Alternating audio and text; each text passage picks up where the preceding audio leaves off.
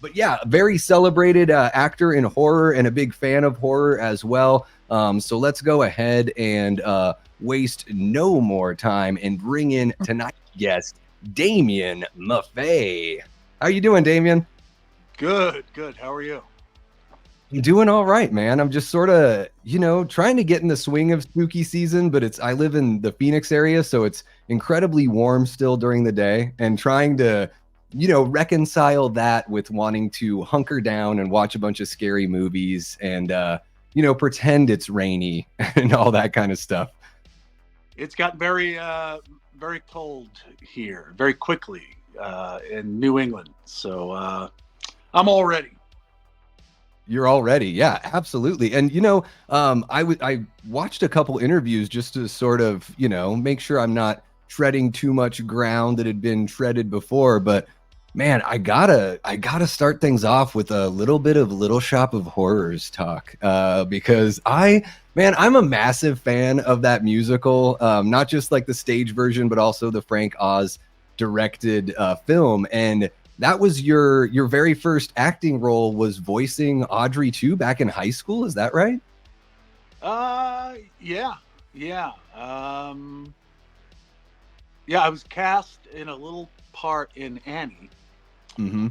in ninth grade, but I didn't do it. I chose to keep playing sports instead. Yeah. It's too small a part. Come on. Yeah. But it was like part of the acting class in school, which is a nonsense class. But as part of it, you have to audition for the school musicals. So the next year was Little Shop, and everyone was telling me, you're going to get The Dentist. Yeah. And I was familiar with the movie. I had seen it in the theater. So I auditioned, and yeah, I got the voice of the plant. I was like, all right, I'll do this. And Yeah. I mean, I still wasn't on stage. I did the voice from the pit, but yeah, I mean, all I did was an impression of Levi Stubbs from the movie, but it was a pretty good impression, actually. I seem to recall, but yeah, I mean, that was a lot of fun. That was my first thing, really.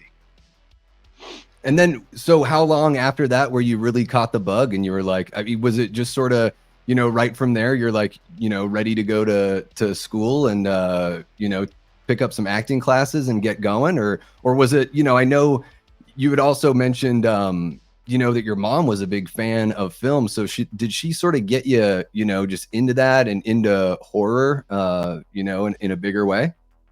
Yeah, well, I mean, my mother was always watching movies in theater, and I would do that with her. And when I was a kid, I would picture myself, in the movies. Like I put myself into Aliens so many times. But yeah, I mean, Little Shop, while it wasn't, acting, it was just really an impression. And I wasn't on stage. Yeah, I mean, because I was a really shitty kid. I wasn't doing schoolwork. Everyone thought I was on all the drugs. And then when they found out I wasn't on all the drugs, it made even less sense, because they were like, at least if he was on drugs, this would make sense. So, but then when I was doing Little Shop, when I was doing theater, it was like, oh, he's just artsy. He's just like a psychotic artist. Yeah. So, but like, everyone was like championing me and celebrating me and this great voice of the plant stuff. So I wanted more of that, and I loved it. So like right after that, I did play a musical called Once Upon a Mattress, which is the it's like the Princess and the Pea, but musical. And then in senior year, I did Fiddler on the Roof, and I was Tevye in Fiddler on the Roof, which is, for a 17-year-old, obviously, connecting with a middle-aged poor farmer with 5 daughters, being run easy out. as pie. Yeah, I can do that. So yeah, and then right after that, I was ready to go. Yeah. Nice. And was this the time in your life where you were playing in a punk rock band, or was that later on in your 20s? Right after high school. And that was with my friends from high school. They had a band. And then they were kind of having trouble with their lead singer, and they wanted to get rid of him. And I was like, I'll do it. Nice. Yeah, so I just started doing that. So I was doing musicals and really kind of loud, aggressive punk rock, kind of the same thing. So Hell yeah.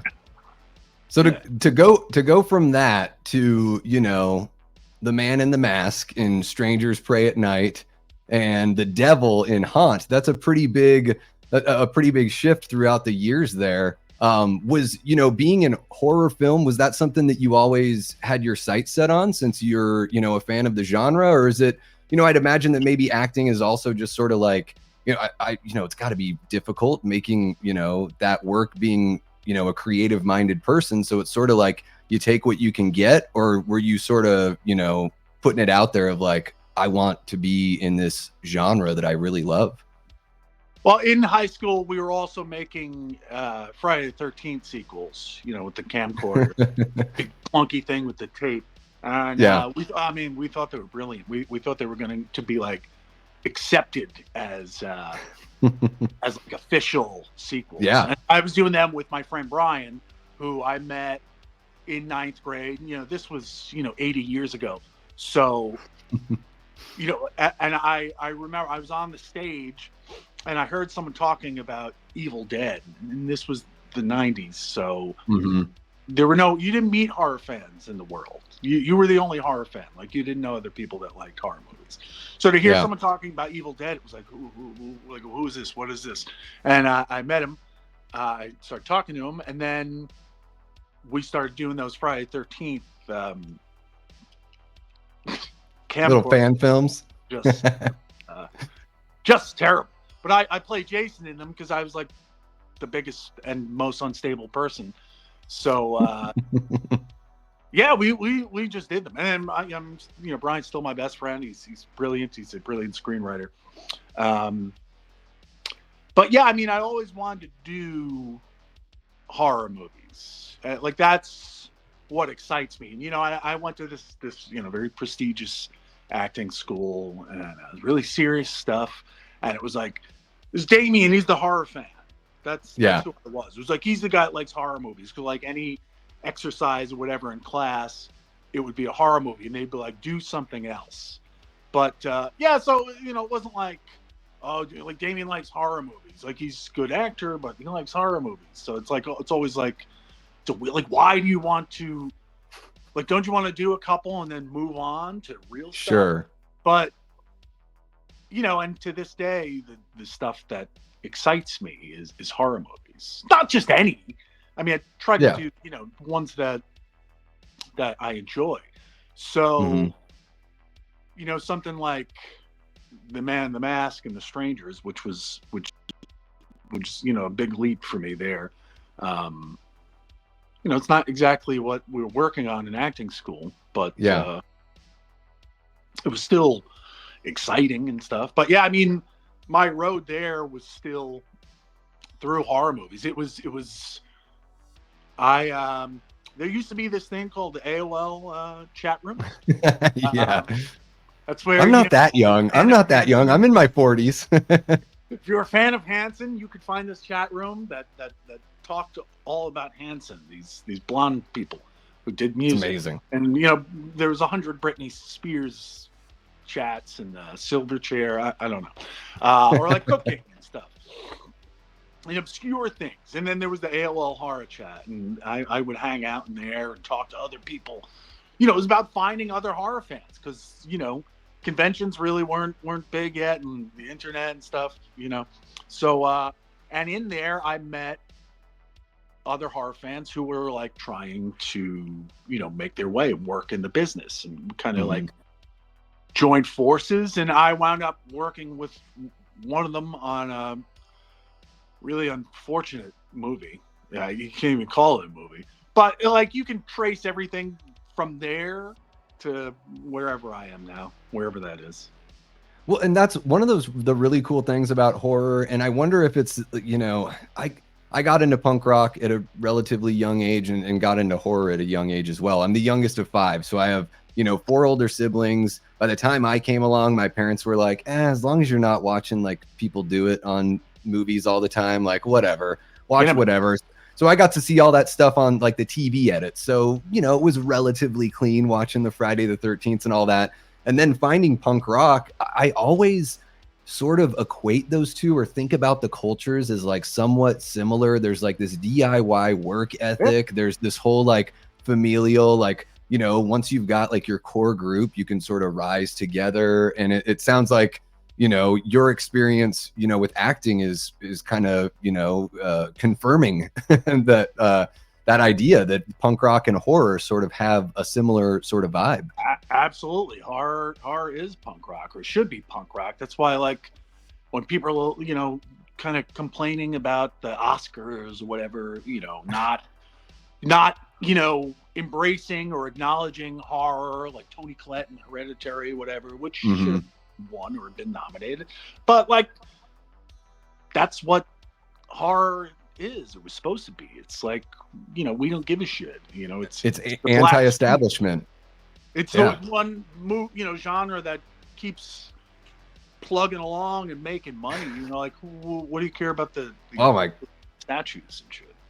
It's incredible too. I mean, even, you know, this year we're seeing, I 2024 might go down as one of the great years in horror, not only because of the successes in the box office, but man, the variety. It seems like, you know, to go from like Late Night with the Devil to Abigail to Longlegs and Alien and Terrifier 3, and it's just like we're sort of getting a little bit of everything. There's not just crazy stuff out there, like wacky stuff out there, but it's like wacky stuff that's being embraced. And I kind of feel like, because, you know, horror, you know, like anything else, goes through kind of phases and stuff. And like, I guess remakes come out and they're still hated right away. But I do feel like maybe horror fans as a whole are being a little more positive towards things right now. Maybe I'm wrong. But like The Substance and Long coming out, like those really being kind of embraced out of the gate instead of 5-10 years later. I think that's pretty cool. It's impressive. A lot of growth there. Yeah, it's encouraging, and it just shows that it's like horror can be so many different things, you know, like, something like Longlegs that sort of, to me, kind of reminded me of like a Wes Anderson movie. Like the way it's shot, you know, there's just something so like just thoughtful about the camera placement and all that. And then, of course, stuff like The Substance, people are talking, you know, all that body horror stuff. And man, Terrifier 3 is a whole different ball of wax, of course. But it is interesting to see that even though, you know, it seems like we do live in a day and age that increasingly gets like divisive and almost everything gets political, to where it's like you either love this thing or hate this thing, like pick your side. You can't just be like, there's like no when I like with Abigail, I was like, I liked Abigail just fine. It didn't blow me away, but I saw a lot of people were like, oh my God, this is like the greatest vampire movie. And I'm like, I feel bad sometimes having a nuanced opinion, but at the same time, I'm like, well, the more we talk about it, the more hopefully people can, you know, want to embrace those conversations and talk about why they feel the way they feel about something instead of just stating an opinion. They can't all be the best and the worst. It is okay to just make something that's like, I enjoyed that. That was cool. Yeah. That was good.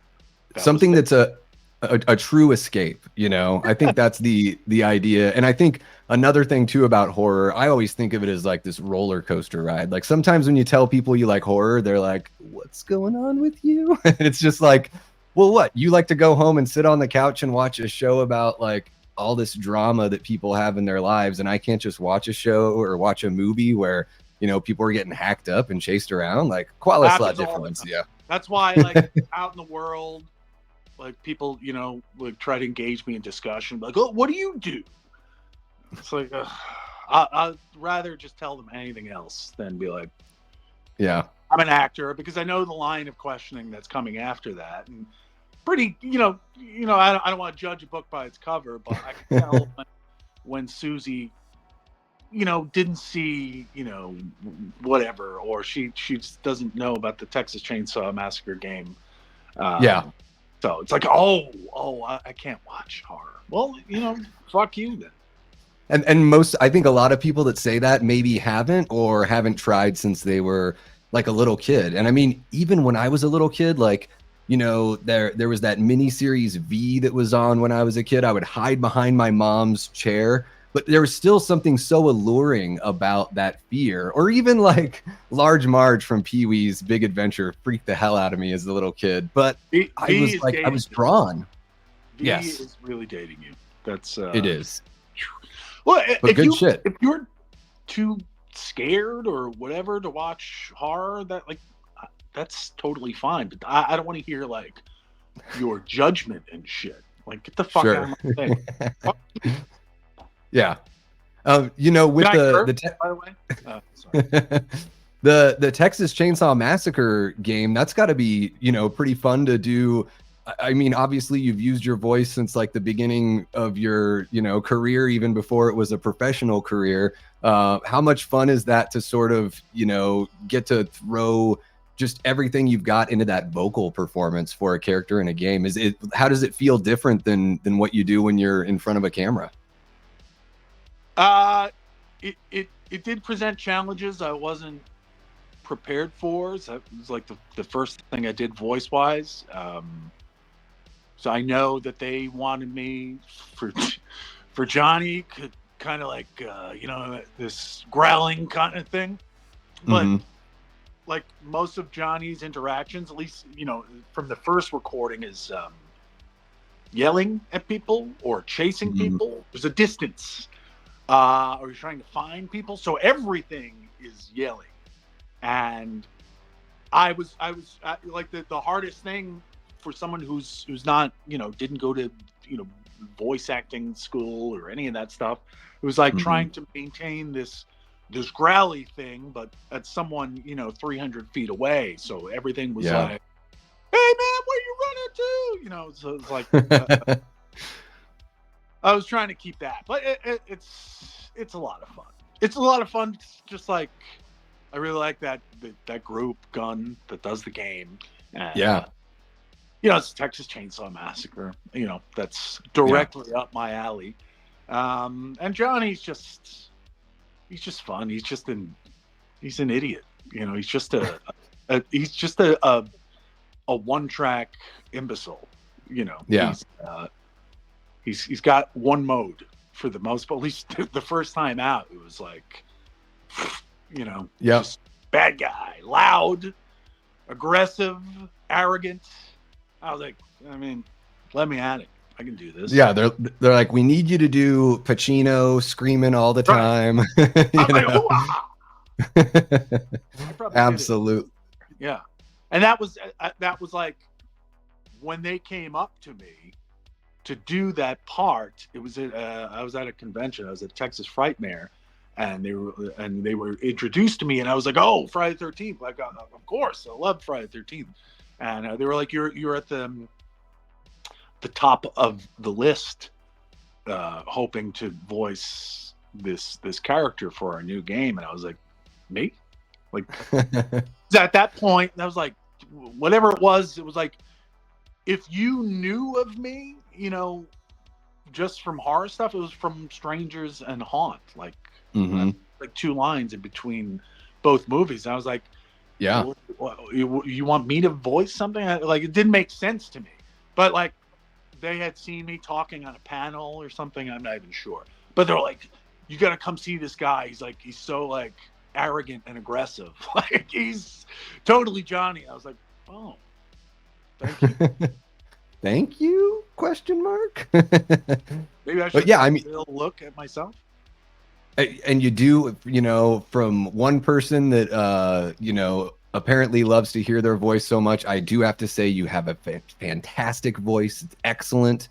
I can totally see why. And it looks like, based on what I've been seeing here in the chat too, it looks like everyone thinks you're very dreamy. I don't know if they're talking about you or me, Damian, but I'm here every week. They never say it. You're here this week. They're saying it. So I don't not know only last time, but I assume it's you. Okay. All right. Now, you know, with the Strangers Pray at Night, what I think is so interesting about that film is, like, you know, up until getting the chapter 1, and who knows what's going to happen if they're even going to do the chapter 2 and the chapter 3, you know, there's like this duology of these movies that are sort of like, you know, one-offs in a sense.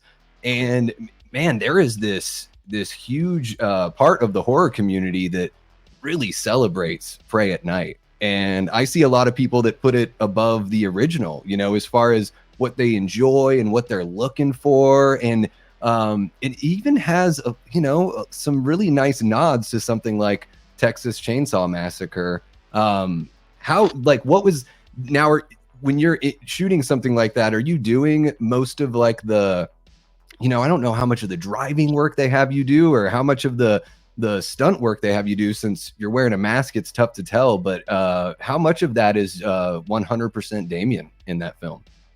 You know, it's funny you mentioned Texas Chainsaw Massacre, because like with chapter 1 and chapter 2, like the rights are all over the place and the movies are all over the place. I feel like Strangers, if it keeps going, it's going to wind up like the Texas Chainsaw Massacre franchise, just be like a potpourri of nonsense and all over the place, and then people reboot it, and then like Liv Tyler will come back in 20 years. There you go. I did, you know, I wanted to do most everything I could. I didn't want to be on fire, and I did not want to crash things into other things. I don't think they did. They wanted me to either. So, unless it's on fire or being crashed into something, it was it's me. I mean, I definitely drove, and there was like 6 trucks, and my truck, the one, the like the hero truck, like you had to step on the brakes like 5 seconds before ahead of time when you wanted it to brake, which was a lot of fun. Driving towards the crew, and you're like, okay, I want to stop this truck in 5 seconds. So you gotta I mean, I did everything I could, and they were great about it. I mean, the whole reason it was me instead of like, you know, a stunt performer in the first place was because Johannes, the director, wanted an actor in there. So, like, there is something to be said. If you can see my eyes, you know, it's me. Yeah, and I think there is something to be said. Like, there certainly are stunt actors that do a really good job with the, you know, with the physical acting. But I think, you know, we see from, you know, watching all the franchise movies, you know, there's a reason why everyone thinks of Robert Englund and doesn't want anyone else to play Freddy. There's a reason why people have their favorite Jason or Michael, because it is something that it does take a specific touch, you know, to really land that. And seeing your eyes, I mean, with that scene in the car, in the cab of the car, you know, when you're laying the death blow there on the father, like, you really do get a nice little acting moment there with your eyes, where it's like your character is really sort of like taking it in and enjoying every little bit of, you know, this moment. So yeah, I can totally see why they would want, you know, a true blue performer there. And I would imagine that's got to be one of those moments where you're like, I really gotta, like, I gotta soak this one up, because you're wearing a mask, you know?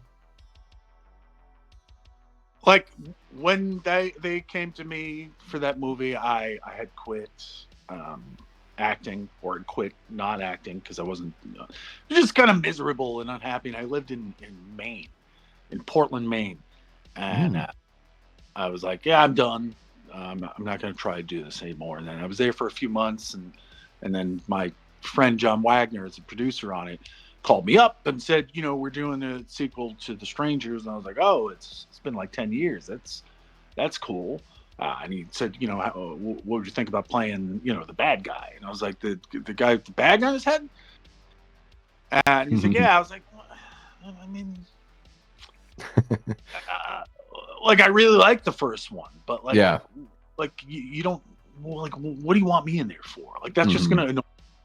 Like, I'm done with this. And then like that's like, it's not acting. It's just gonna frustrate me to see people acting while I got a fucking bag in my head. And I was just a bitter person.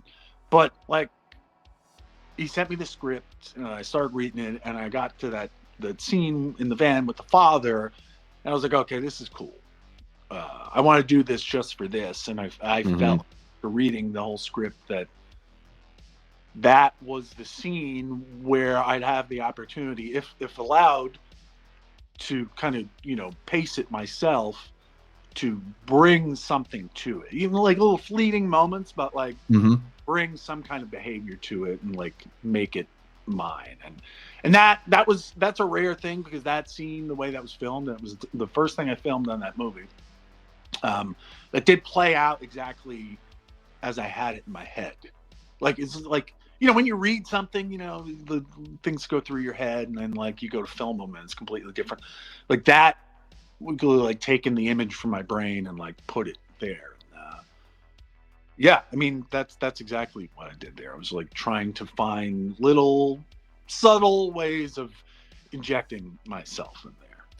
Yeah, a little bit of that humanity, because I think do you see both of the girls' faces? Or I think you see one of their faces a couple times, right? But yeah, you got to bring Emma's face, who's doll face. She gets her mask, but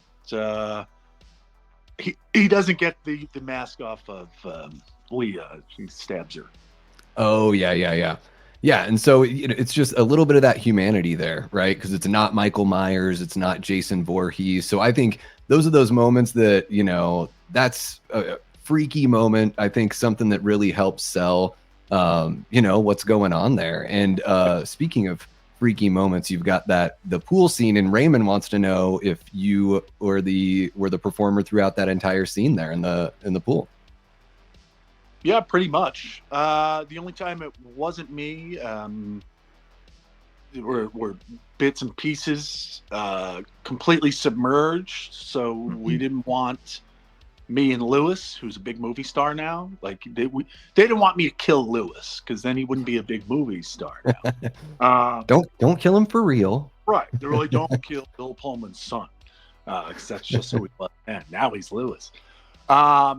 But yeah, I mean, we definitely would have killed each other. So whenever you see, the other, it's with this stunt double, and it's like it's underwater. Like the mask was like, twirling around in my head. It was insane. But yeah, I mean, it's all me for the most part, probably like 90%. But my stunt double Matt, is doing shit that like I didn't want to, or thought would be safer, for him to do it. Yeah. There's a reason why they have insurance policies and want to look out for the well-being of people on set. Absolutely. The insurance company called up and they were like, don't let him kill Lewis Pullman. He's going to be a big star someday. We just have a feeling. We need to get the Pet Sematary. We need to have the Pet Sematary remake on the shelf for 3 years before we release it. Oh, geez. Now, you had mentioned you had quit acting. Now, once you came back and did this, was that sort of like, all right, I feel refreshed, I want to get back into this, or what was there, some sort of like watershed moment that got you back in, or what was it? I mean, shooting that movie was like fantasy camp. It was so much fun. Just such a great group, and it was just so much fun. We knew that movie was going to come out and get like lynched, but like we didn't care, because we were having fun. I thought it was great. I love the movie. I have a genuine affection for it. But like, it wasn't acting. Still, it was shenanigans. It was fun. Like, but like my friend Brian there, the puppeteer from Little Shop, great screenwriter. He came to visit us on that set. And the guy did those great Friday the 13th sequels. He came to visit us, and then John duped him into working on the movie. But Brian like hid in the bushes a lot to get away from doing work. Sorry, Brian. And like I was standing there with the axe, and I'm waiting on the side of the road, ready to go out after Bailey. And I had the axe, and I'm in the bushes. And then Brian like comes out from the bushes, and he's just standing there looking at me, and he said, "Not much has changed, has it?" And I was like, "Oh my God, that's so cute that we're still out here doing this." It was an adorable, emotional moment. But I knew it was going to be a weird time for me because, like, I know horror movies, been a fan all my life. I knew that doing that was going to open some paths, but not Mm-hmm. like acting paths. Like, I wasn't going to be cast as, Macbeth or anything based on playing Baghead in Strangers Pray at Night. But it, I figured at best I could maybe parlay it into something else, and then kind of knock my way up towards whatever. But I mean, I was open to it, but I knew it was going to be a weird journey. And then Haunt came not too long after. Um, and then I was like, oh, okay, now I'm doing like back to back, like killers. You can't tell it's me. I barely speak. And I'm like, now this is going to be my thing. I was just like, and it could have been. I could have just done that until the cows came home. Yeah, that's the cool thing about the horror community is like once, I go to conventions and everything, and there are some people that maybe they've been in a bunch of films, but they're known for like the few, horror things that they did that stood out. And what's really great is those people, it's like you're going to be celebrated forever by taking on these roles in this community that's just got just a lot of fire and passion behind it.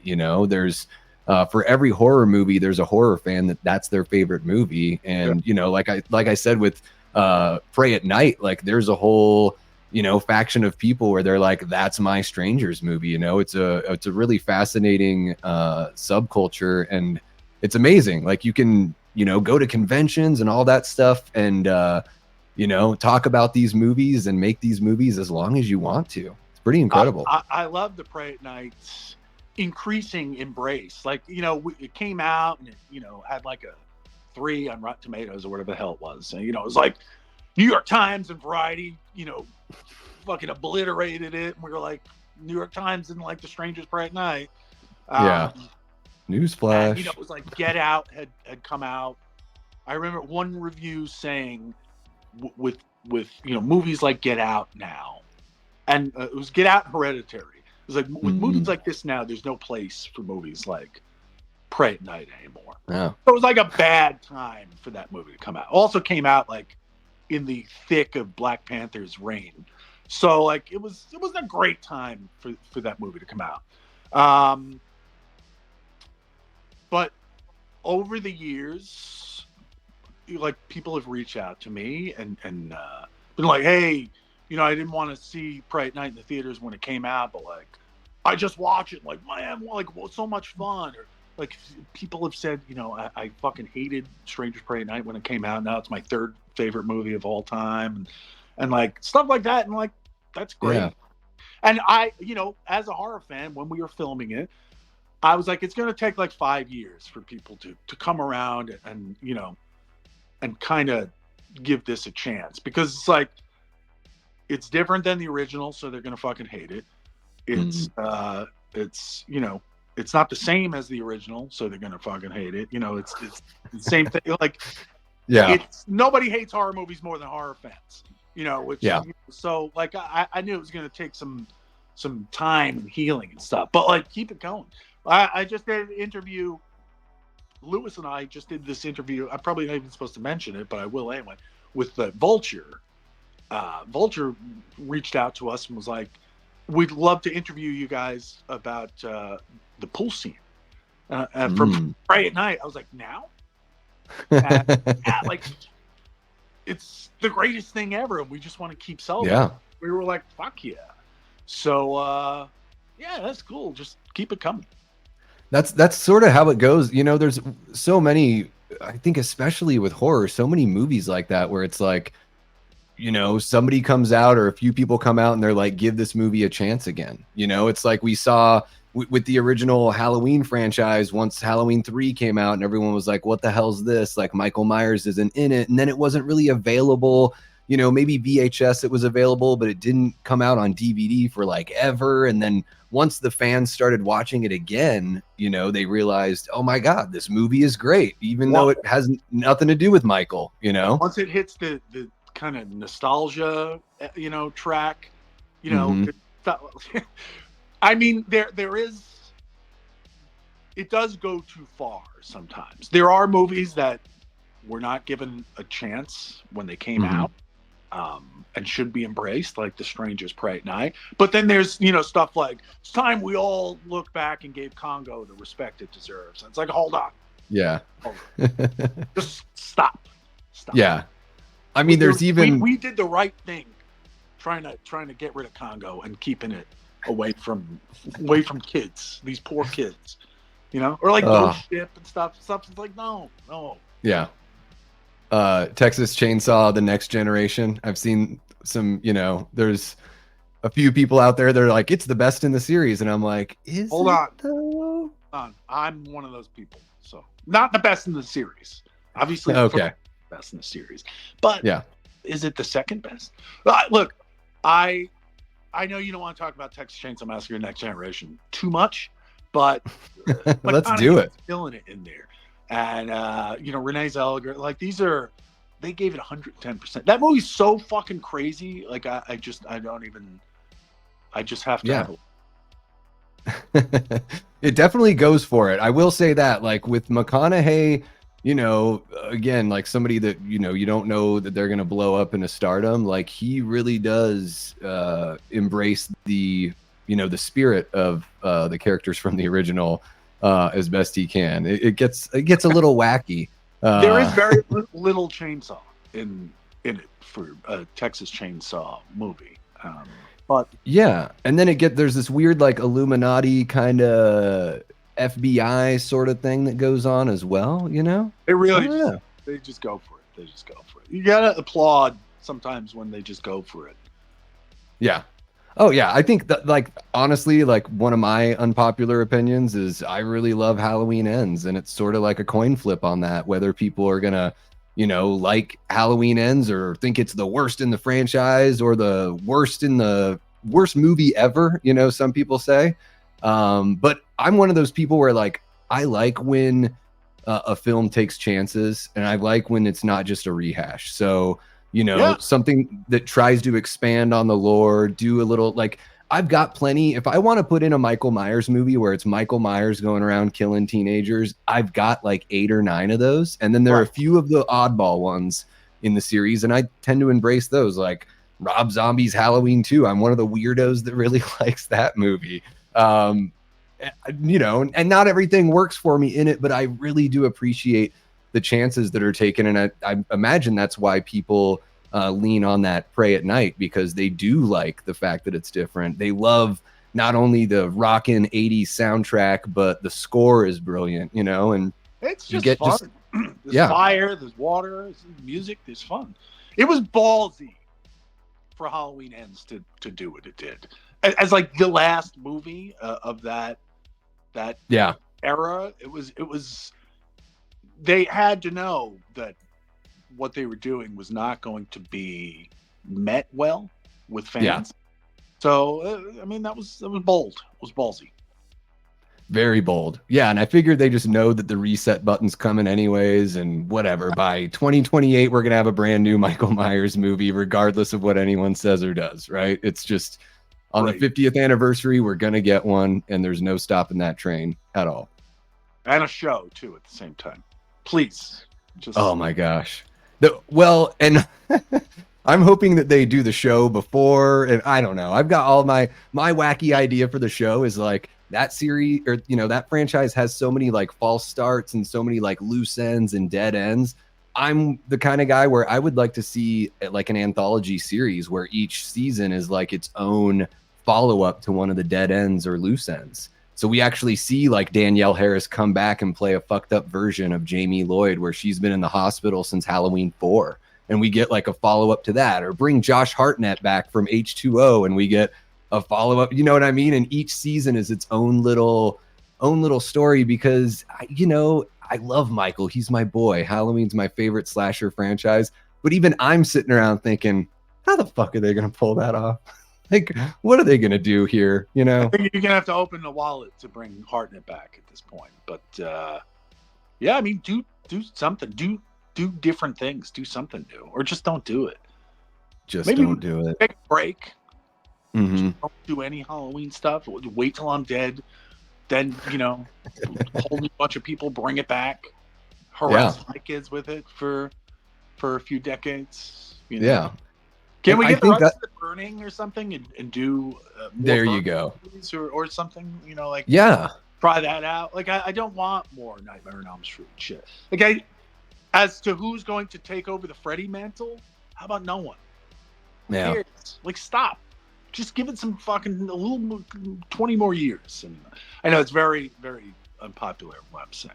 That's why, Well, you know, and I why mean, don't you I think with like Nightmare, it's one of those things where it's like when you look back at the movies they have done, there's like three really good ones, I think. And, part four, like I enjoy, but for me, it's like the first movie, the third movie, and New Nightmare, the ones that I really enjoy. That series is sort of like, I get why that one's sort of up in the air, which one did Rennie Uh, Harlan do? The director of The Strangers, Chapter 1. He did one of them, didn't he? Did he do he, 5? I think he did part five, which is where it was like full MTV.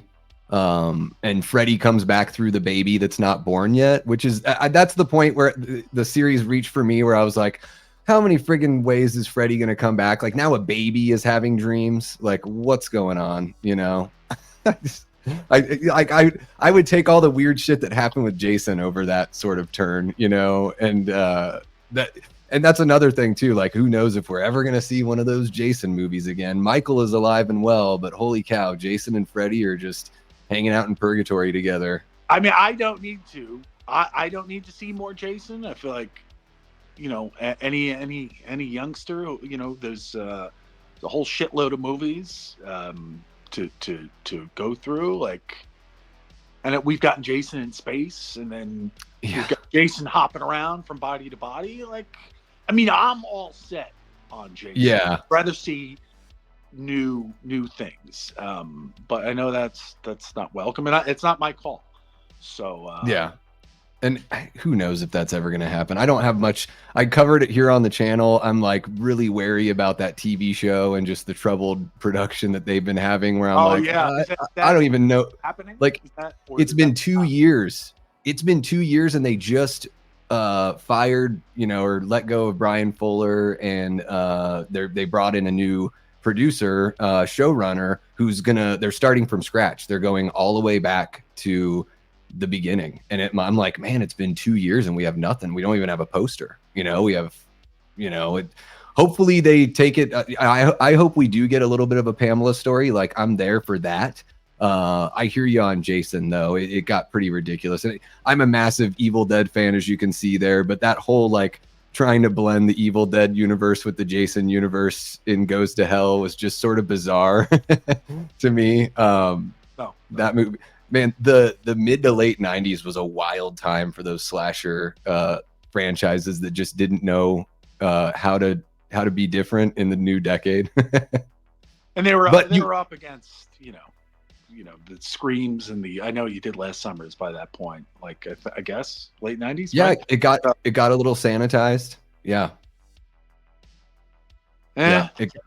And you bring up a good point though with the Burning, because I think that's a fun direction to sort of think about. It's like, well, what are some of the would have been icons, or even characters that are icons, but it's like a nostalgic kind of thing. Like I'm a big, and granted the movie could be better, but there's something about the Prowler that I really love. I love the look of the killer and the Savini effects, and I'm like, that's an idea for a movie that you could modernize, and you could bring that idea back. I think Blumhouse is working on My Bloody Valentine, but there's something about those whodunit revenge slashers I really dig, and would like to see that sort of make a return. I think Thanksgiving did a really good job of sort of, bringing that back into the horror realm, but I don't know. What do you think? Beyond the Burning, is there something that you've been itching to see, or that you would want to take part in, either as a performer or a producer?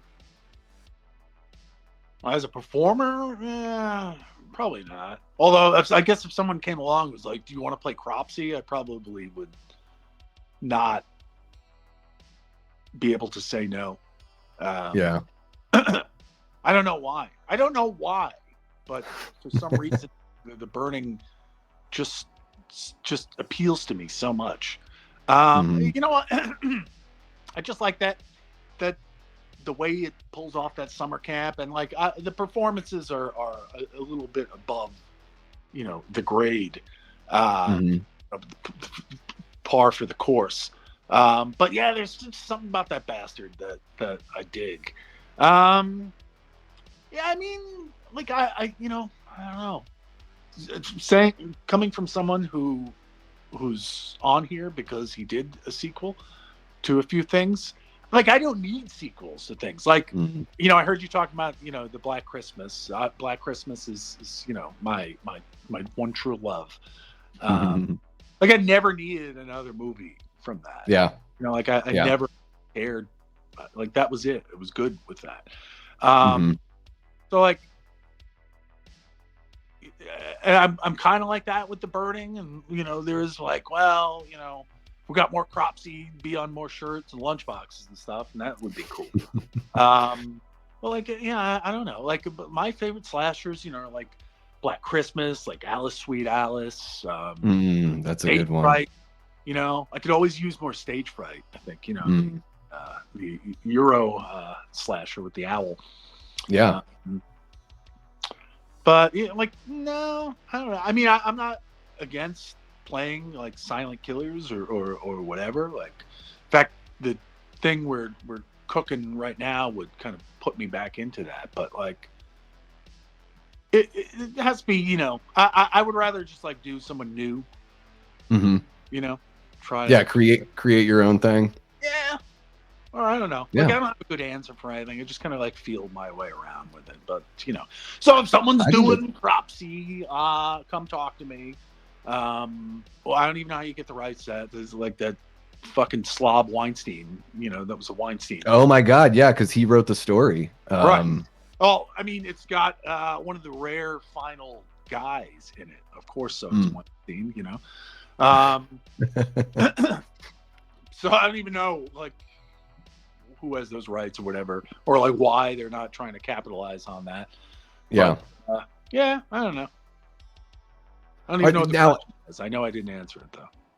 oh, you did a great job. You perfect, pitch perfect. Love the answer. Yeah, I mean, I hear you. Like, I think that's one of those things is like us horror fans, it's like we'll always like peek and see what that is, but yeah, you don't really need anything. I mean, you don't need anything after the first Halloween movie, but they found a way with the original Halloween 2 to like kind of make it alluring. I'm not saying it's a great film, but it's like, yeah, and Black Christmas has that similar vibe. Like every time I watch Black Christmas, it's like it gets better for me and creepier. Yeah. Oh yeah, it's perfect.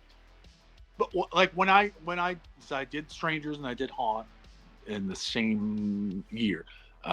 Haunt took a while to come out, but like doing those, and then so of course the conversation with both people involved in the production, and then fans or sequel, universe, franchise, endless, wind up in space, wind up in the hood twice. Well, Strangers in the Hood. I mean, call me up. Let's talk. Too many guns, right? Right. So then you can do, you can add in the Matrix thing there, if you want to go to late 90s. But like, so it's like prequels, let's, what, where the Stranger's origin, the Haunt origin. And I was like, you don't want it. Like, you think you want it, but you don't want to know this guy works, at a deli, or an accountant or something, because like then it's that little mystery or scare, whatever, is gone for you. Like, I get thinking you want it, but you don't want it. And what's in your head is probably a better idea than anything. It's prequels to me, and it's something that occasionally they get it right. I'm trying to think of an example right now because I know that there's like one that I've thought of before, but it's usually like if I already know like how it got to the first spot where we tuned in and saw the story, like I don't really need to know how it got there, because it's much more intriguing to see what actually, I would rather see what comes next than see what comes before. Like Furiosa, I don't, like, people say it's a good movie. I don't think I'll ever watch it. Like I don't need to, everything I need to know about Furiosa, I learn in Fury Road. And I'm actually more interested to know how she handles the power, you know, and does she become more like a Morton Joe? Does she realize that you have to have a grip on these people or else you're going to lose everything? Like that to me is more intriguing than like, how'd she get her arm? When did she shave her head? Like Han Solo getting his gun and his jacket, and like these are all things that no one gives a shit about. It turns into like a video game. Prequel. The Burning There prequel, you go. where it's like, wow, he was such a jerk. Well, the Burning prequel is the first 5 minutes of the movie, right? It's pretty much like but we want to see him being like kind of a jerk, you know. Yeah. Where they accidentally, you know, or light him on fire, you know. But just an hour and a half of him being kind of a dick to kids at camp. Yeah, yeah, and at least there's some sort of reason why the jerk kids would play such a terrible prank. I mean, even stuff like Star Wars, where I'm like, everything I need to know about Vader, I find out in 4, 5, and 6. Like, I do not need to see him going on a picnic. Like, that doesn't do anything for us. You can make more money. You can make more money. So, yeah. Well, and you know, it's you know, you'd brought up Haunt. I think that's one of those good. It's a great one-off. Like, you know, there's certain scary movies that people watch no matter what during October, but I think Haunt for me is one of those that like really it feels like the season as well. Like you get that feeling. And I really dug how I was like, this is pretty clever, because there's a little bit of like a Saw vibe, but it's also like these people are sort of you know, they've sort of created this situation themselves, right? And for a while I'm sitting there like thinking, I'm like, are we gonna find out that it is like that nothing bad really is happening? And then as stuff progresses, you're like, oh shit, no, this is really happening. Yeah. The Scott and Brian, the writers and directors, they're good like that. They're good at taking that kind of simple stuff and adding in, you know, just enough. They're really two brilliant, wonderful nerds. And they have a movie coming out soon, Heretic from A24. Oh, that's them. All right. Yeah, that movie looks really good. Of course, they wrote A Quiet Place as well, which was filming at the same time as we did Haunt. And we were filming Haunt, you know, in October. We filmed on Halloween. So, you know, we got that. That was really cool. Like, we're filming this movie. It is Halloween. You know, it's like it does add to the kind of the vibe. Yeah, but that was you know, that was a lot of fun. I'm very lucky, grateful to have done Strangers and Haunt back to back like that in practically the same area. Yeah, it was just fun. It was, you know, it was I felt like it was better than I deserved. You know, it was like I'm having too much fun like this year. And now we have action figures and stuff, you know, that's cool. Yeah. And and especially to come back from that, you know, kind of sabbatical, or, you know, taking a break from acting, and then to have a couple of good experiences. You know, I've never worked on a set or anything like that. I come from, you know, played music for a lot of my life. And so, you know, a little bit of experience with like, you know, that little corner of you know, show business, but it's like, I could only imagine how exhausting, you know, working on films can be. So it's got to be so rewarding to not only, you know, be able to get back into it, but then have it be, you know, an enjoyable experience, because, you know, the hours have got to be long. It's got to be grueling, especially in Haunt. You've got all that stuff on your face. Although I guess you probably only needed to wear that for, you know, those specific scenes, I'm guessing, something like that. Yeah, that wasn't, you know, that was probably maybe like 4 days or something. I need to have the full prosthetics on. If I have the mask on, you know, I'm just wearing a hood, but the face. Yeah. So, but I mean, you know, like there's zero complaints about working on those movies, or like really any movie. Like you're making movies and stuff. Like just, yeah. Especially as an actor, you know, like Crew, whatever. You know, they get the you know, some of them, you know, have the right to gripe, Much longer days for them, you know, Mm-hmm. back to their trailer and, you know, sip their tea and shit. So like, it's just, you know, it's like fantasy camp. Even the bad movies, it's like, you can gripe about it being a shitty movie, but, you know, you can't complain about like what you're working at. You're, you know, champagne problems. You're grateful. You're one somewhere, of the very few. Yeah, somewhere there is some guy working in a deli that's considering becoming a killer because he'd rather do something else, right? And then there you are getting to play for a living. You just grateful. Origin. Yep. He's making sandwiches at Subway. The man in the mask is some fucking grip who is just so tired of coddled little bitchy actors who running off to their trailers and complaining to SAG. You know, that's enough to send some grip to be like, oh my God, I'm gonna stranger someone this weekend. Gonna play some music and just harass people with an axe until we're tired of them, and put them down. That's going to be my vacation, is just going to be going out there to some random empty trailer park and harassing everyone. That's why, like, everyone's like, you know, so do you have to like go to a dark headspace when you're playing a guy who doesn't speak with a bag on your head? It's like, who can't get there? Who can't get there? Who can't like tap into something in your life? You know, like, you know, it'd be a lot easier is if like this weekend I just put a bag on my head and harass some people until they actually shoot their friend. Yeah.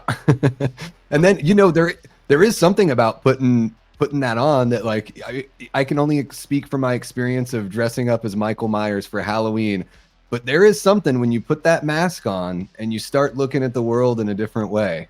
And it's like, to me, when I pull that, you know, that Halloween mask on, I don't know, it just feels different. It doesn't make me any more angry, but it's gotta, like, I think maybe those folks don't, you know, you put that bag on your head and start looking at the world through those little holes in a sack, and nobody knows who I am.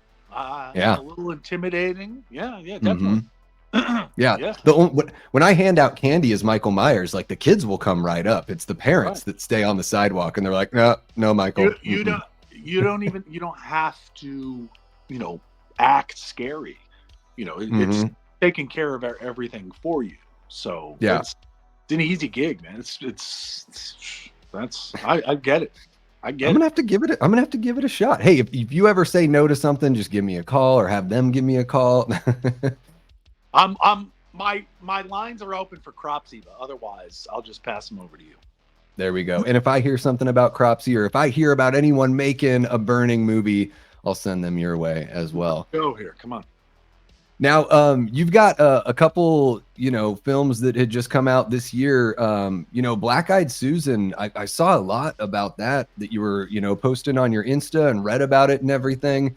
And that seems like a little bit of a different kind of movie, like, you know, really intense and really. I was just reading in the new Fangoria here. Some clown cover. I don't know who that is. Some guy, yeah. Whatever. Yes, it's in the new Fangoria. It's covered in the new Fangoria. It's Black Eyed Susan. And there's a picture of me. But I'm right here, so you don't need to see that picture. But yeah, Black Eyed Susan premiered at the illustrious, prestigious Fantasia Film Festival in Montreal. It's a crazy thing, that movie. It's the scariest thing I've ever done. It's more champagne coddled, soft acting stuff, but like, that's a movie I did say no to because it scared the crap out of me doing it. And, but then I couldn't say no. Like, it went against like everything. I was like, set, you know, lines for myself as a human being not to cross a lot of. And then I read the script and I was like, oh my God. I remember just sitting in the kitchen and it was like pitch black, and I was just sitting there for like 3 hours thinking about, like, am I really going to do this? Like, I feel like I'm going to say yes. Because it was like, they were like, we're doing this movie. This guy, Justin, reached out to me as a producer I'd wanted to work with. You know, he produces The Last Drive-In, the Joe Bob thing. Vinegar Syndrome had started this production branch. I was like, what? Like, wow. making movies now. So That's that awesome. is going to be shot on film. Scooter McCrae wrote and directed it. It's like a name, this legendary, notorious name that I like grown up with, and Fabio Frizzi was doing the friggin' score, like The Beyond and Zombie. Like, Wow. Yeah. I was like,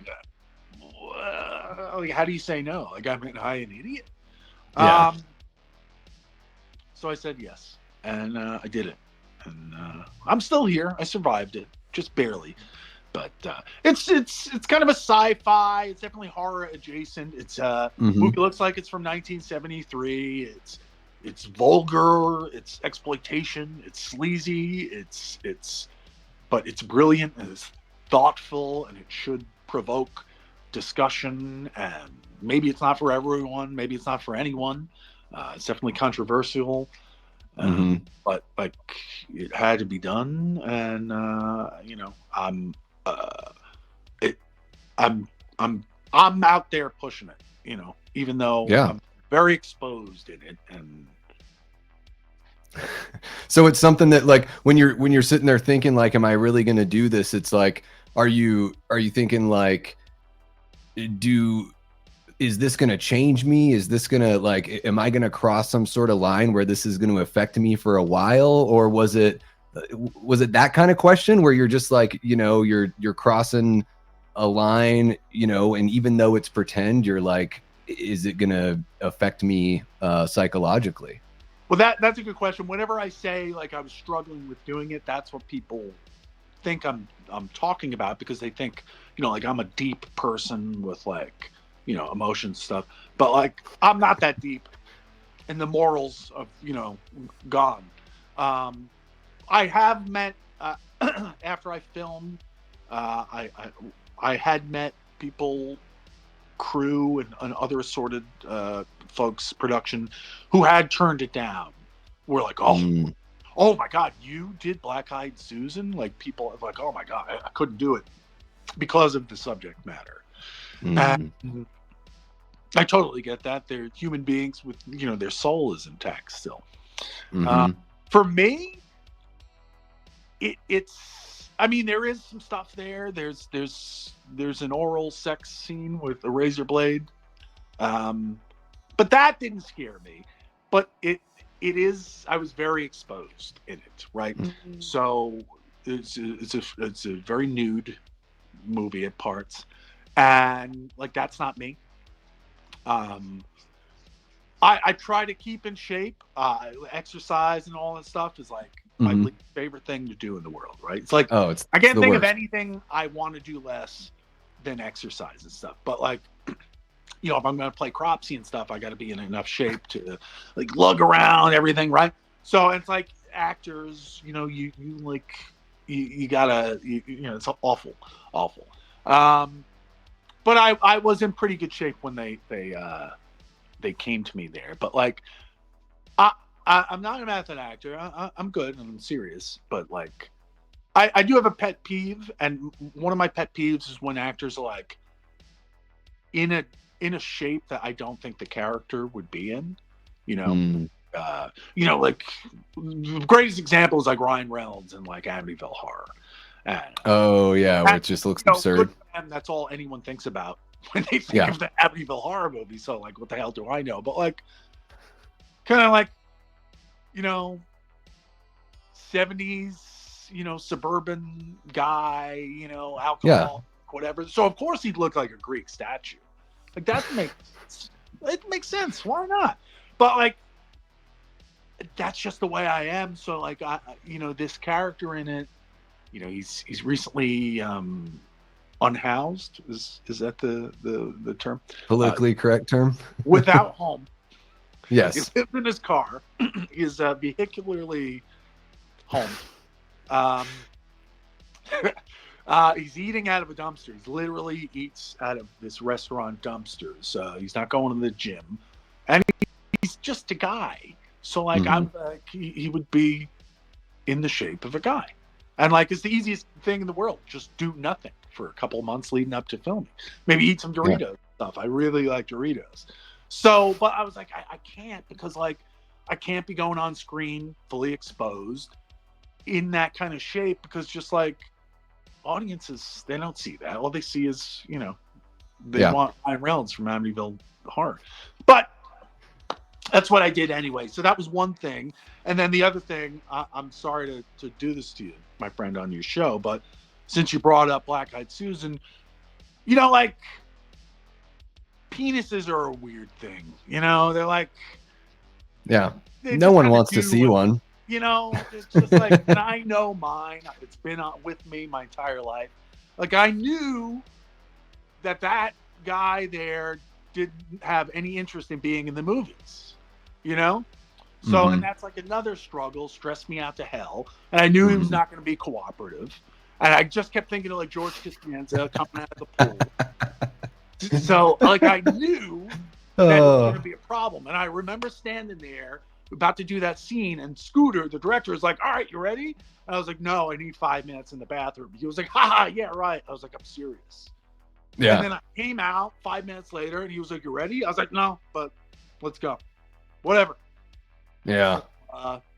Anyway. So it It's might a be my last whole movie. I may deactivate all social media. I don't know. We'll see. There you go. That is something, and it's just so rare that you see that, but we do have some folks here in the chat that every time we talk about nudity in horror films, they're like very pro guy nudity. They're like, hey, if we're going to see the girls naked, let's see the guys naked. Absolutely. And mine is more like the Greasy Strangler than it is, Magic Mike or whatever guy nudity, Terrifier 3. I don't know what's going on. But even William Peterson hangs dong in To Live and Die in L.A. back in the 80s. So it's like, it's a lost art. Always. Yeah. It's a lost art, right? Yeah. Well, he probably, Friedkin and production hooked him up with personal trainer, nutritionist, he had already, done Manhunter by that time. So like, I just didn't have the luxury. And the point is that I made the choice. So when you watch Black Eyed Susan, which you should, just know that like that was an acting choice. So when you block me on social media, just remember that I chose to be that way. Like, look, isn't it funny? My shirt shrunk. It's funny that water can do that, right? That'll just be a human being, which it's about the movie. For anyone who doesn't know, is about this recently unhoused gentleman, this vehicularly homed guy who takes a job testing very advanced technology, a sex doll,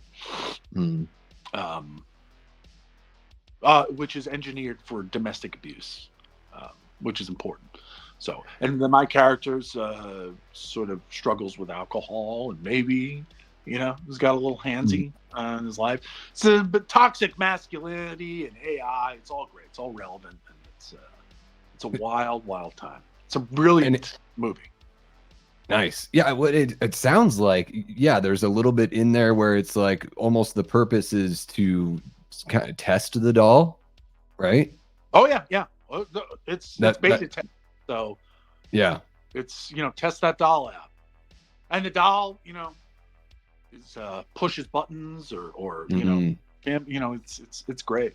It's great, and I'm good in it too. I do some good acting, and hell yeah. Most people haven't seen that yet. Me do any actual acting, so I mean, that's got to be great, especially coming from doing Jason on the camcorder to Strangers and Haunt, and then to actually have something where you're sitting there trying to get your bits and berries to work properly, without an honest to goodness fluffer on set to help you out. And I think that's the full spectrum right there. And now you just got to fill in the rest of the gaps on that spectrum, right? You know what? Just like watch Wrong Turn instead. I did a Wrong Turn movie. I speak another language in it, but that's acting too. I do want to. No penis. Yeah. Well, you know what? I think we can all handle it, right? We're all adults here, at least the people in the chat right now. So I am not. So I do want to bring up, I totally missed this, Antonis. I saw it through the chat earlier, but Antonis sent in a $4.99 super chat. It's Antonis's birthday, so happy birthday, sir. And he asks how many days the shoot was on The Strangers Pray at Night, and how many years was the movie in pre-production for, I guess would be the question there, the follow-up. Happy birthday, Antonis. I'm sorry about the 20-minute penis discussion. Oh, it's great. Strangers. I started on that. I know all this because it was like, I went from like $125,000 movie to like the Strangers movie. So it was a big leap. So it started on there at the end of May, and we wrapped mid-July. It's probably like 40 days or something. Seemed like a long time. It was not. That movie was fast-tracked because it had a theatrical release date when we were filming. So we wrapped in July, and it came out in March. So whatever the math is there. It came out March 9th, I think. I don't know. But and then when you end up taking the job, you know, you said you started shooting at the end of May. So when did everything sort of get presented to you as far as like, hey, we want you to play this role? You know, when did you know that you were going to be, you know, taking part in that production? I knew, well, because I had a friend who was one of the producers on there. So he was kind of talking to me about it for a couple of months leading up to it. But I knew that it was going to be me probably about a month before I started filming. All right. Went down there, and I had the suits tailored, and did a whole fashion show kind of thing to see what we'd be wearing. And and then I left again, and I came back, and there was a different pinup because they fired the other one. But yeah, and then we were there for a while. A couple months there, yeah. Is that pretty standard? Is that a couple months shooting? Is that the? I don't know.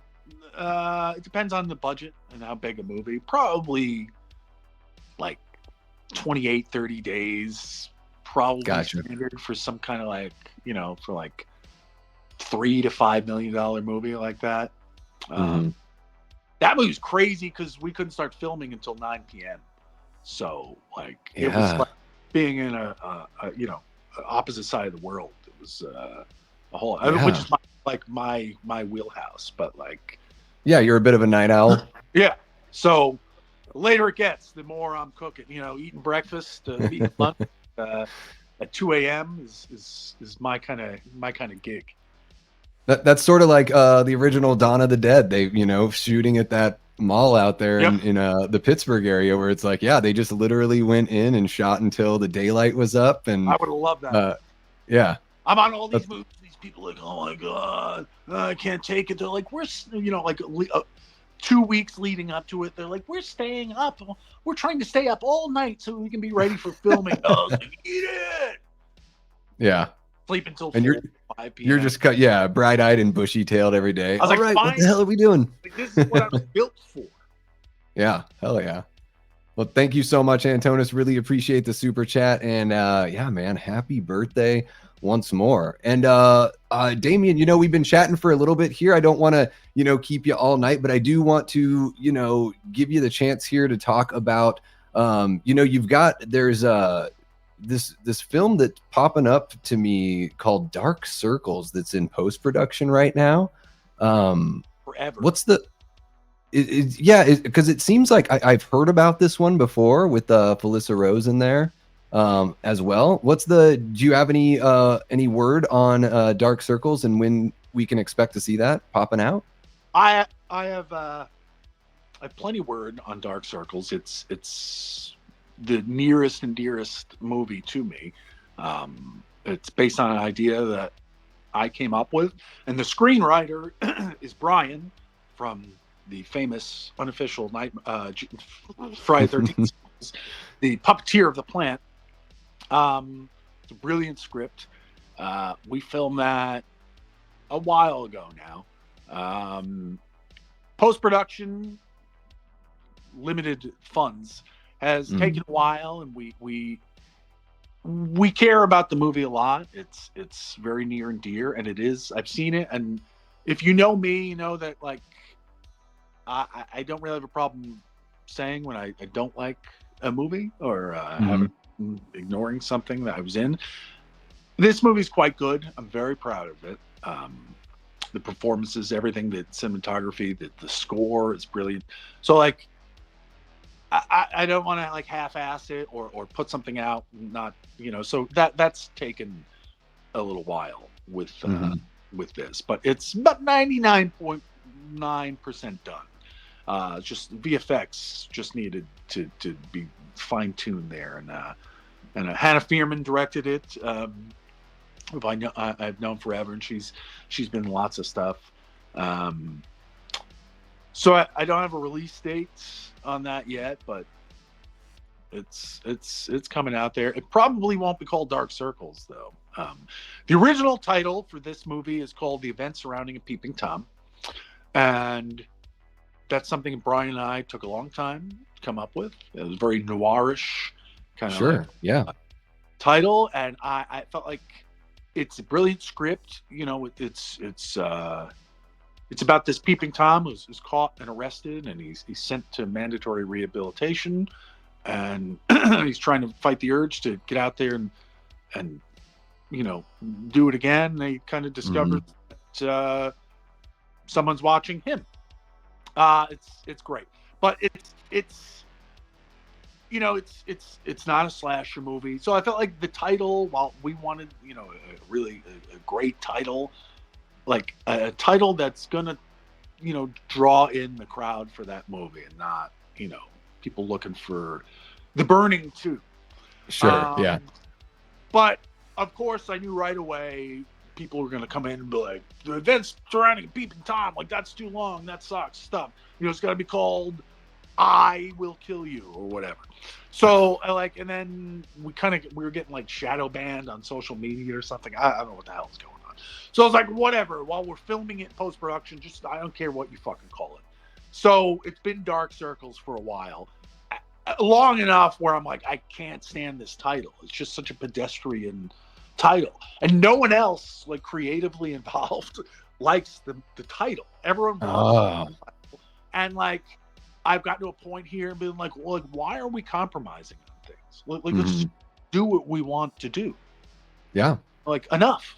So it's going to go back to being called The Event Surrounding a Peeping Tom. And then when we get to distribution, they're going to be like, no, it has to be called I Will Kill You or whatever. And then they can fight it out with me. And depending on how much money they put into it and how good their suggestion is, maybe I'll be like, okay. But but when it does come out, it will be worth it. It's quite good. Hell yeah. Yeah, I'm looking forward to that. I think that sounds like I really dig that whole kind of, you know, creepy psychological kind of vibe, you know. I think like one of the things that I like the most about movies like Black Christmas and the original Halloween is like that to me it feels real, like the whole like watching somebody waiting for the perfect time. And so I can totally see, even if this movie is not your traditional slasher, it's like the people that end up doing that stuff in real life, they start by watching and obsessing over people, you know? Someone said the studio is going to change it. Well, there is no studio, but a distributor is going to come in and try to change it, but they're going to have to fight me. Depends on how hard I want to fight. And you know what? Just because you said that, now I'm not budging. Yeah, Boom Pie. Yeah, the studio is going to change that name for show. Dude, if the studio wants to come in and dump money on me, then they can call it whatever. You can name it. There you go. Otherwise, kiss my ass. Put your money where your mouth is, and name the movie yourself. It was very inspired by a few movies, but like Polanski's The Tenant. I know I said Polanski. I'm sorry, but he did make some good movies. And yes, you know, like early De Palma. So it's in that you know, kind of like Dress to Kill and oh my gosh, that's so good, like that. So I love that. Body double, which is just That Brian De Palma, what he did Blowout as well. Is that De Palma? Yeah, definitely Blowout. Definitely. Yeah, because that's got that Hitchcockian. He's one of those few guys that sort of, kind of nailed the Hitchcock sort of vibe, which is a tough thing to do. You don't see it very much. John Travolta movie, you've done something right. Oh my God, Sandy! Oh my God! Oh, that tire totally blew out, Sandy. What happened? It'll probably be called Who's Peeping Now? Thank you so much. I appreciate that. That's Raymond Malaver says Who's Peeping Now? All right. Travolta. I assume that's some kind of look. There you go. Worlds colliding kind of thing. That's cool. Yeah.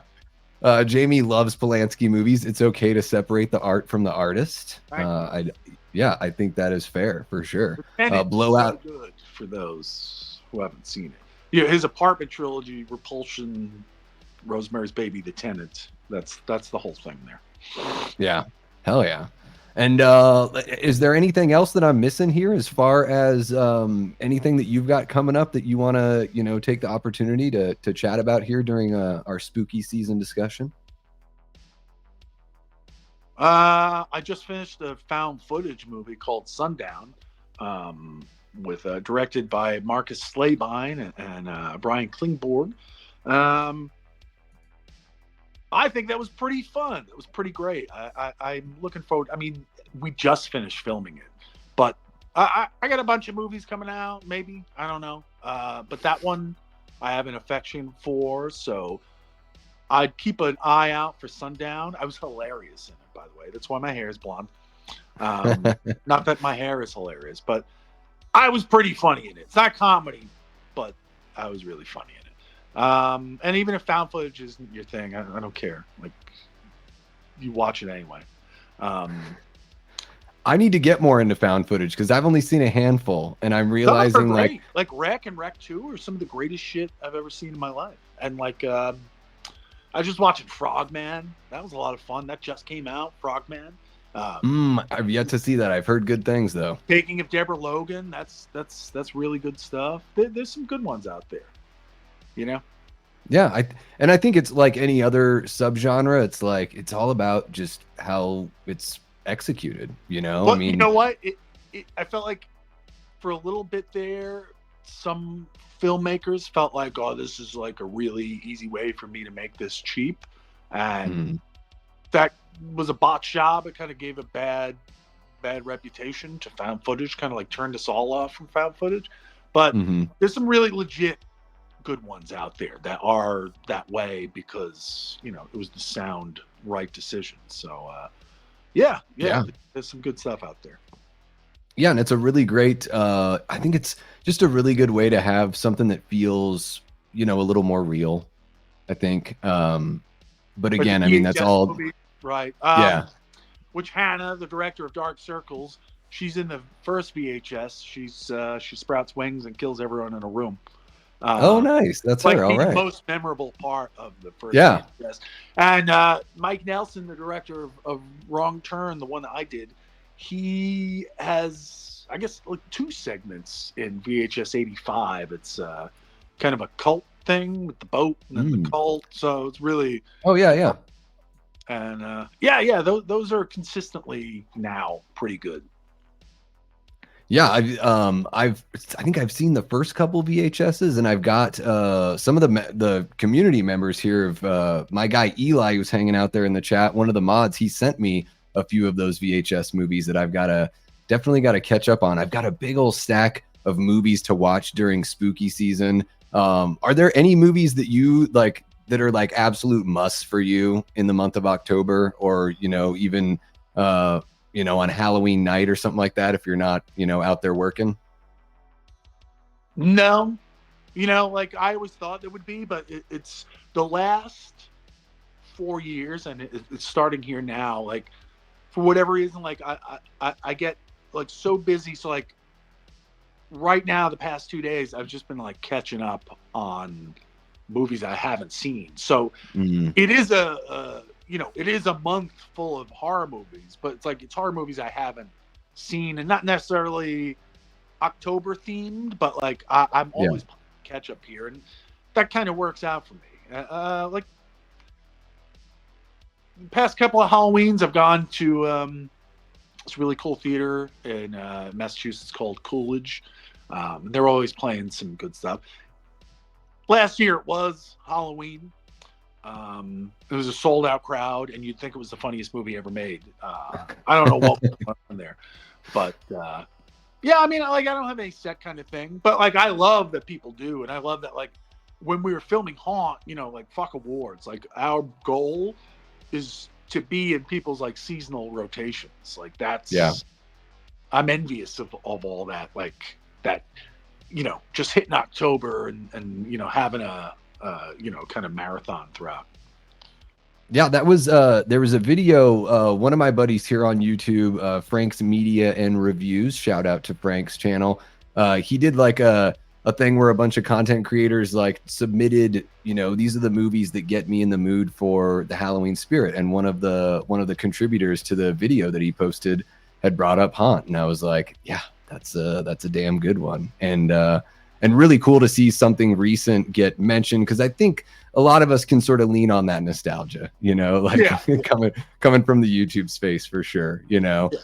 So it's encouraging to see, you know, more recent films, and then like you were saying earlier when we were chatting, like these movies that gain steam like over time, you know, and they just sort of they gain that following. So I think that's one of the best things about the genre, you know. It's it'll never die, much like Michael Myers. It'll never die. You could say evil dies tonight as much as you want in your movie, and Michael's not dying, you know. Evil dies tonight. Evil there has it come is. to our town. The only way to defeat evil is for us all to come together. Now we'll go after them in pairs of two, only one at a time. Exactly. We'll surround him in a semicircle and then just let him beat our asses. What a silly movie. God bless it. It does, man. It does give us some a really great, man. There are great Michael Myers moments in there, like, and one of the best looking Michael Myers I think that we have gotten, you know, in that film. I dig that, you know, the degraded look of the mask and everything like that. I mean, I could talk about Michael Myers forever, though. It's you know, it's very much of, you know, like you mentioned the Prowler, like. When I haven't seen the Prowler for a long time, I'm like, man, the Prowler was cool. It's like, I do like that kind of look. The kills were fantastic. Like, there's so much good going on there. And of course, when you watch it, it's long and boring. Like, there's more not going on there at all than there is. Yes. Farley Ranger is very bizarre in it, but playing a straight sheriff. Yeah, right. But like, that's what Halloween Kills is. Halloween Kills is like filled with cool shit and a cool looking guy. And it's just like so much illogical, stupid stuff. It takes surrounding it, but it's a slasher. Yeah, it takes this really dark, I always say, I'm like, the dark detour that it takes with Tivoli and the mob, I'm like, that's not the kind of darkness I want from my Halloween movie. Like, I get what they're trying to say, but it's sort of like, it's almost like you stop one movie and start another one and then jump back in, you know? I just keep thinking about they're like, they don't know what he looks like. We've never seen him without his mask. I'm like, he was in a hospital for decades. They've got to know what he looks like. They don't have records of him. His face is on the bar in the background. Yeah. What are you doing? Who wrote it? Why are you going after some guy that looks like the Penguin from Batman Returns? What are you doing? It's not him. But Big John and Little John, I'll defend them forever because they're a lot of fun. I love that shit. Agreed. Hell yeah. Well, Damian, thank you so much for kicking it with us. This has been really cool, man. Just sort of shooting the shit. I really appreciate it. And I'm going to be, man, looking forward to Dark Circles or whatever it ends up being called. Anyone in the chat that's got a dump truck full of money, you can name the movie. Damian has said it tonight. So, you know, take that one to the bank. Peeping. Look who's peeping now. There you go. Look who's peeping. Oh my God, Sandy. My head's so big. I have this theory about Travolta that his head gets bigger with every bad movie he does, sort of like a Pinocchio situation. He's got his own plane now. He's got his own plane for just head. That could be like Travolta could be in like a Being John Malkovich type of movie that's like being John Travolta and his head just gets bigger and bigger. It could be like this weird, bizarre, surrealistic, I don't know, kind of I'm horror movie. surprised he Yeah. didn't have his own. Like, because like Nicolas Cage had that meta Nicolas Cage movie. Yeah. He's the Malkovich. So I feel like it's Travolta. He's just not weird enough. He's just not like Maybe weird, not. like have his Yeah. own weird meta movie, maybe.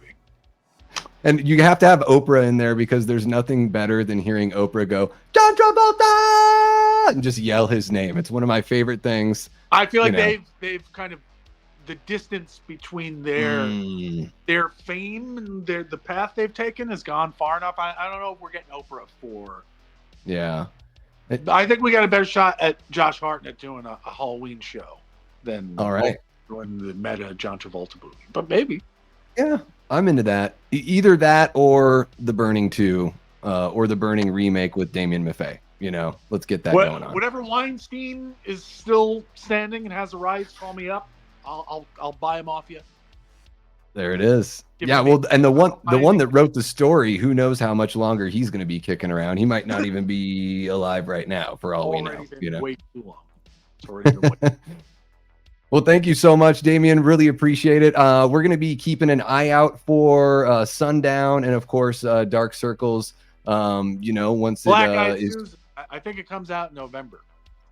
Black Eyed Susan, November. It'll All right. have a sweet Blu-ray release because it's Vinegar Syndrome. But it'll streaming. So, penis. I'll grab that. That'll be the short that I use to advertise for the interview. I'm trying to just keep saying it to get past it. Yeah. So you've seen him wear a bag on his head. You've seen him dressed as the devil. Now, penis. Black Eyed Susan with Damian Maffei. So you can put the bag back on. Or just put the bag on the. Never mind. I'm not going to say it. My poor kids. Anyway. Well, thank you so much, Damian. Really appreciate your time. Hope you have a great rest of your October and spooky season and an awesome rest of 2024.